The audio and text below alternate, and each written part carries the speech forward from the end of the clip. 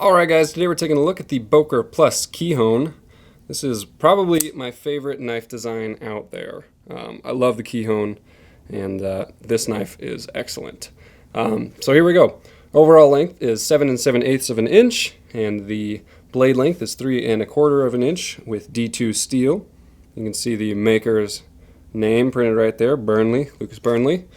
And the handles are 4 1/2 inches in length, and this one has a black G-10 scale on one side and a stainless steel frame for the frame lock on the other side. And just under 4.7 ounces. And here's your size comparison with a tactical clothespin. You've got your pocket clip for tip-up right-handed carry. And you've got flipper to open. And you can also use the thumb studs, either the front one, or if you feel like Spidey flicking it, you can use the back one. It's pretty cool like that.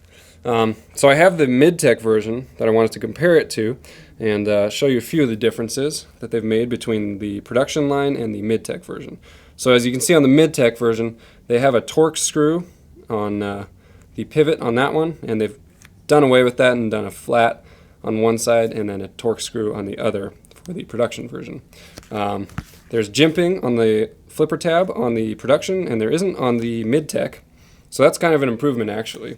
And just overall, the frame is actually a bit thinner, and so is the blade. Makes it a bit better of a slicer. And they've actually done a bit of milling on the inside. Oh, you can just barely see that. Let's see if I can give you a good look. There you go. You can kind of see that they've milled out the stainless steel frame right there.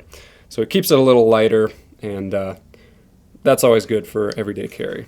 But that's the majority of the changes. They've done away with one of the torque screws at the bottom, so now there's only a single torque screw and barrel spacer on the back there.